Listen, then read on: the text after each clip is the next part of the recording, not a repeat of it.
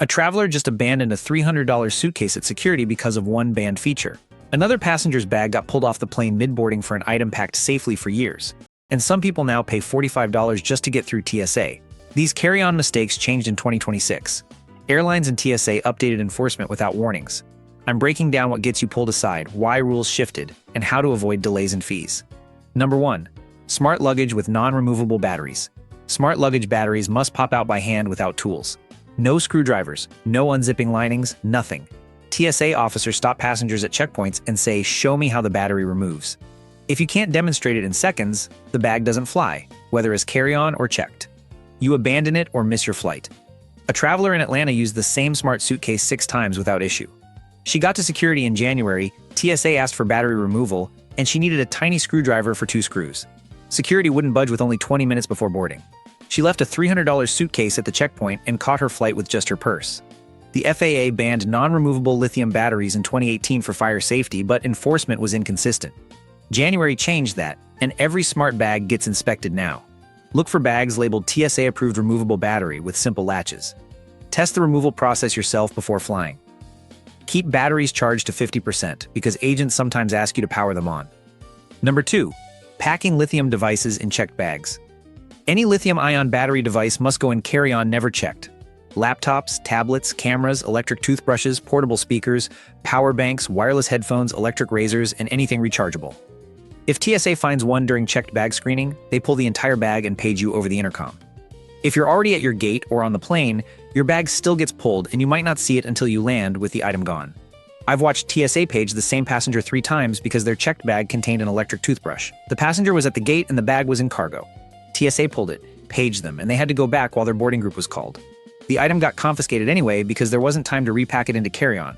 All that hassle over a $40 toothbrush that should have stayed in the carry-on from the start. Cordless hair straighteners and curling irons cause the most confusion. Battery-powered or gas-fueled styling tools only fly in carry-on, never checked. And they must be completely cool when packed with safety covers over heating elements and protected from accidentally turning on. You're allowed 1 per person with spare gas cartridges banned entirely, while plug-in versions without batteries are unrestricted. Most people don't realize which type they own until TSA pulls their checked bag at screening. Number 3. Power banks without readable labels. Your portable charger must display its watt-hour rating clearly on the device itself. If the label is worn off, printed too small, or illegible, it means immediate confiscation. Apparently, squinting doesn't count as verification, and neither does taking a photo of it on your phone and zooming in. The rating has to be visible to the naked eye, usually printed or engraved on the casing. Power banks under 100 watt-hours fly with no questions. Between 100 and 160 requires airline approval in advance. Over 160 is banned completely. Most phone chargers are well under 100, but high-capacity laptop chargers and those massive external battery packs can exceed limits. If you can't find the watt-hour rating or it's rubbed off from years of use, don't bring it. Buy a new one with clear labeling or risk losing it at security. Those are the battery-related mistakes that'll stop you cold at security. Now let's talk about something that happens before you even get to TSA, and it costs you money just to reach the checkpoint. Number 4. Showing up without real ID. The February 1st deadline actually happened. If you don't have a real ID, it means a $45 non-refundable TSA Confirm ID fee for domestic flights. Real ID-compliant licenses have a star in the upper right corner, and if you don't have that star, you pay. Here's how it plays out. You arrive at security without real ID, and the TSA agent explains the $45 fee. You're standing there with 100 people behind you, and your flight boards in an hour. Your options are to pay $45 or not fly. There's no third option and no grace period. And the fee doesn't get you through faster. The process involves answering security questions, providing extra information, and getting verified through databases while you wait. It takes longer than normal screening, so you're holding up the line, inconveniencing everyone, and then paying $45 for that extended delay. TSA calls this a service, but most people have other names for it that aren't printable. If your license expires soon, renew it and get real ID now. The process varies by state, but generally requires proof of identity, address, and sometimes social security number. Most states don't charge extra beyond renewal fees. The alternative is to carry your passport for domestic flights. Number 5. Bags that measure over 22 by 14 by 9 inches. The standard is 22 by 14 by 9 inches, including wheels, handles, corner bumpers, bulging pockets, external straps, and everything else. Airlines installed digital scanners with sensors that measure precisely. The old metal sizers were just decoration, but these new scanners detect millimeters of overage. Quality luggage purchased years ago fails now because manufacturers measured only the main body, ignoring wheels and handles in advertised dimensions. A rolling bag with chunky wheels and telescoping handle can add 2 or 3 inches to total measurements. Your bag hasn't changed, but the enforcement has. My neighbor flew Boston to Tampa with a bag she's owned for 8 years and had used it 20 times on that route. She got to the gate in January, and the agent made her put it in the sizer. It didn't fit because the wheels made it half an inch too tall. She had to gate check it and pay $35. Same bag, same airline, same route, but suddenly non-compliant because they're actually measuring instead of eyeballing. Test at home before your trip. Slide your fully packed bag through a narrow doorway. If it requires force, twisting, or shoving, expect problems at the gate. It's better to discover this in your hallway than at the airport with boarding happening in 5 minutes. Number 6. Carry-ons over weight limits. Weight limits are 8 to 10 kilograms for most carriers, especially on international flights. That's 17 to 22 pounds. Airlines actually weigh bags now at kiosks, bag drop-in gates, with public weigh-ins happening while boarding groups watch. Passengers open suitcases on gate floors, pull items out, stuff them into plastic bags, and zip everything back up, all while 50 people watch.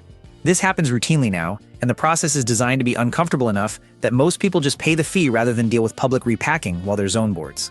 A laptop weighs 3 to 5 pounds by itself. Add 1 pair of shoes, toiletries, a jacket, maybe a book, and you're pushing the limit before packing actual clothes. Airlines know this. The limit isn't realistic for week-long trips and is designed to generate revenue when you inevitably exceed it. Some airlines apply weight limits to carry-on plus personal item combined, which most people discover only when the gate agent tells them. Your carry-on might be light, but a laptop bag loaded with electronics pushes the combined weight over. European and Asian carriers are particularly strict. Connecting through Frankfurt, Amsterdam, or Singapore means bags get weighed at gates, not check-in, with no time to repack, so you either pay or don't fly. That covers your main carry-on bag. Now let's talk about the item that's supposed to be smaller and simpler, but somehow causes just as many problems at gates. Number 7. Personal items over 18 by 14 by 8 inches. Personal items must fit completely under the seat in front of you with no part sticking out, no straps and aisles, and no visible upward bulge. The new standard most airlines use is 18 by 14 by 8 inches, which is smaller than many purses, laptop bags, and backpacks sold as airplane personal items. Gate agents aren't letting you squeeze bags partway under seats anymore. If it doesn't slide in cleanly, it counts as a second carry-on. Digital tracking at gates counts your items automatically. When you scan your boarding pass, the system logs how many bags you're carrying. Agents have tablets showing exactly how many items each passenger has, and anything over the limit gets flagged automatically. I watched this at O'Hare. A woman in her 60s had a rolling bag, purse, and bookstore shopping bag with 1 book and a water bottle. 3 items total. The agent stopped her and said she had to consolidate to 2 items. She explained the shopping bag barely had anything, but it didn't matter because the system flagged 3 items. She stuffed it into her purse, which barely closed, and then she could board. Rules are rules, even when they make no practical sense. By the way, if you find this video helpful or like this style of content, please consider subscribing for more travel tips. Number 8. Liquids packed deep in bags. The 311 rule still exists. Containers 3.4 ounces or smaller, all in 1 quart-size clear bag, and 1 bag per passenger. What changed is that some airports installed CT scanners that let you leave liquids packed, but only certain airports have them and only in certain lanes. You fly out of Atlanta where new scanners let you breeze through with liquids packed deep. Then you connect through a regional airport with old equipment requiring full 311 compliance. You packed liquids at the bottom 3 days ago because outbound didn't require access, and now you're digging through everything while TSA agents and 50 people wait. TSA loves reminding you to be prepared, which is ironic when the rules were literally different at your last airport, and there's no master list of which checkpoints have which scanners. Pack liquids in accessible exterior pockets every time. It's non-negotiable, regardless of airport. Common items count as liquids even when they don't seem like it. Peanut butter, cream cheese, hummus, yogurt, thick lotions, aerosols, and anything that spreads, squirts, or pours. If you can pump it, spread it, or pour it, it's a liquid. I watched an agent confiscate sealed peanut butter. The guy argued it's technically solid at room temperature, but the agent said it spreads like gel and is therefore gel. The guy asked about butter, and the agent said yes, butter too. At that point, the passenger gave up. Airport logic runs on a frequency the rest of us can't quite access. Number 9. Medical liquids not declared at security. Insulin, inhalers, and liquid prescriptions are exempt from the 3.4 ounce limit, but you must declare them before your bag goes through the scanner. Don't just pack them and assume they'll wave through automatically.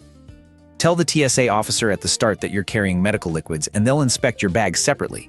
It takes extra time but prevents confiscation. Keep prescription labels on bottles when possible. It's not legally required for domestic flights, but labels eliminate questions. If you're carrying large quantities of pills or injectable medications, bring a doctor's note. Again, it's not required, but it solves problems before they start. The issue is travelers who pack medical liquids without declaring them and then act surprised when TSA pulls the bag for inspection. The exemption exists, but only if you follow the process correctly. Number 10. Wearing belts and complicated clothing through security. TSA requires belt removal, so if your pants depend on a belt, you'll be struggling. Wear elastic waistbands, drawstrings, or stretch pants that stay up on their own. Lace-up boots slow you down, while slip-on shoes get you through faster. Don't wear flip-flops because you'll walk barefoot on floors that thousands cross daily. Avoid excessive metal. Studded jackets, flashy buckles, and chunky jewelry trigger detectors and lead to pat-downs.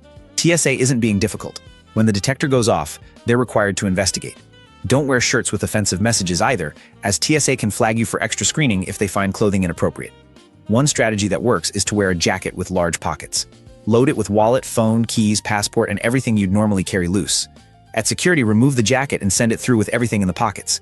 This keeps items together and prevents you from forgetting things in bins. By the way, if you find this video helpful or like this style of content, please consider subscribing for more travel tips. You've made it through security.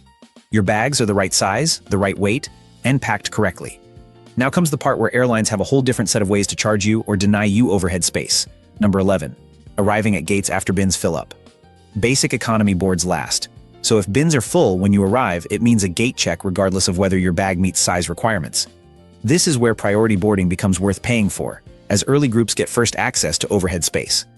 If you're basic economy and want any chance at overhead access, board immediately when your group is called. Don't wait, don't browse shops, and get in line.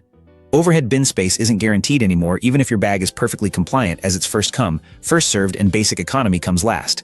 If your bag gets gate checked, make sure valuables are in your personal item first. Medications, documents, electronics, and anything irreplaceable should go in the bag that stays with you.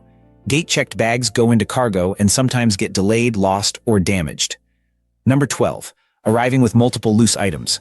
Arriving at the gate with a purse plus laptop sleeve plus shopping bag plus jacket with bulging pockets counts as clutter. Airlines require everything consolidated into one underseat personal item, and extras get tagged and checked. This is enforced strictly now because digital systems track item counts automatically and flag anything over 2 total bags. The issue isn't total volume, it's discrete item count. You could have a small purse, a thin laptop sleeve, and a nearly empty shopping bag, and the system still flags you for 3 items when the limit is 2. Gate agents must enforce what the software flags. Consolidate before reaching the gate. Put the laptop sleeve inside the purse, stuff purchases into your personal item, and wear the jacket instead of carrying it. Don't arrive looking like you're juggling 4 separate things, because the software counts, agents enforce, and you'll be repacking publicly while your boarding group watches and waits. Number 13. Choosing hardshell over soft-sided bags. Hardshell bags look bigger to digital scanners than they actually are, as the rigid structure reads as bulky even when packed efficiently. Soft-sided bags with rounded edges, flexible compression, and no external bulges are preferred by scanning technology. Ultralight soft-sided bags can compress slightly if needed and don't trigger scanners that detect rigid overstuffing. Personal items should be slouchy, unstructured, and compressible. Roll-top backpacks and soft totes work better than structured briefcases. Scanners evaluate shape and volume, so boxy items get flagged while slouchy items stay invisible. Airlines sell hardshell luggage in their own branded stores, then use scanners that flag hardshell luggage as oversized. Make it make sense. Number 14. Dense packing that looks suspicious. Even if your bag meets size limits, packing it like a solid brick draws attention. Gate agents notice weight distribution when they lift or shift bags, and gate checking happens when bins are tight and bags feel excessively dense or heavy for their size. Pack with some give, not maximum compression. Leave a little space and use packing cubes to organize rather than cramming everything into every available millimeter. A bag that feels reasonably packed passes inspection easier than one that's been compressed to the absolute limit of the zippers. Number 15. Walking up to gates looking nervous or disorganized. Digital systems track passenger behavior, and how you carry bags matters. Fumbling, hesitating, stopping at podiums, looking down constantly, and juggling items triggers additional scrutiny. Systems literally track movement patterns and flag anomalies. Walk confidently, roll your bag smoothly, and keep your personal item positioned behind your hip or on your shoulder, not dangling in your hand. Maintain clean posture, steady pace, and no obvious struggling. Board as early as your group allows, because gates are more relaxed when bins are empty and time pressure is low. This isn't about being paranoid. It's about understanding that automated behavior screening is watching how you move through the boarding process, and appearing calm and organized helps you blend in rather than stand out. Number 16. Not knowing airlines have dual policies. Airlines have two sets of rules now: public policies posted on websites and actual enforcement policies that gate agents follow. What's technically allowed and what agents actually permit aren't always matching. And 2026 sees much stricter internal guidance than public-facing rules suggest. This is why passengers get confused. The website says 22 by 14 by 9, and your bag measures exactly that, but the agent still flags it for being too full or shaped wrong. Published dimensions are maximums, but gate agents have discretion to reject bags that technically comply if they look problematic. Understanding this helps you pack more conservatively rather than pushing limits. Number 17. Packing items you'll use fewer than 3 times. Only pack items you'll use at least 3 times during your trip. This is the 3 times test. If you won't use it 3 times, don't pack it. It keeps weight down, eliminates unnecessary items, and makes bags easier to manage. Most people pack for hypothetical situations that never happen. That extra pair of dress shoes just in case. The book you might read. The jacket for weather that's unlikely. All of it adds weight. Be ruthless. If you're genuinely unsure whether you'll need something, you probably won't. This single rule solves most weight limit problems before you even zip the bag. Number 18. Forgetting to remove old baggage tags. Old barcodes confuse automated scanners and can misroute bags. Check handles, bottom, and all exterior pockets, and remove everything except your current flight's tags before leaving home. This seems minor, but bags get sent to wrong cities because scanners read old tags and override current routing. It takes 2 minutes to check and saves massive headaches if your bag ends up in Denver when you're flying to Tampa. Number 19. Arriving at European gates without knowing 7-kilogram limits. Many European carriers cap carry-on at 7 kilograms, which is 15 pounds. A laptop alone is 3 to 5 pounds, so bags get weighed at gates in Frankfurt, Amsterdam, Paris, and London with no warning at check-in. The scale appears right before boarding with no time to repack, so you either pay or don't fly. Code share flights add complexity. You book United, but Lufthansa operates the plane, which means you're subject to whoever actually flies the route. Always check which airline operates your flight, not just who you booked with, and verify that carrier's specific baggage rules. This matters especially on international routes where code sharing is common and weight standards differ dramatically between US and European carriers. Number 20. Not knowing fee avoidance tactics when flagged. If your bag gets flagged, stay calm and know your options. Politely ask, "Can you show me the official size checker?" Often there isn't one nearby, which means they can't actually charge you without measurement proof. If they measure and you're barely over, offer to remove a layer or flatten an external pocket in 5 seconds. They usually must allow quick fixes rather than hold up boarding. For international or premium tickets, remind agents about your free checked bag allowance. Many passengers don't realize their ticket includes free checked bags. Gate agents might not mention it, but if your ticket allows it, you can use that instead of paying gate check fees. Check your baggage policy before flying. It's in your booking confirmation. Knowing your rights and speaking up calmly can save you $35 to $100 in fees that you shouldn't have been charged in the first place. Airlines profit when bags are slightly wrong, and the confusion is somewhat intentional. But once you understand that enforcement is stricter than published rules, you can adjust accordingly. Pack well under limits rather than right at them. Choose bags that obviously comply rather than ones that barely squeeze by. Make it impossible for agents to find reasons to flag you. Those are 20 carry-on mistakes getting travelers pulled aside in 2026. Airlines profit when you don't know the rules, but now you do. Subscribe for more travel updates airlines don't advertise, and watch the next video where I break down TSA security procedures that actually speed up screening time.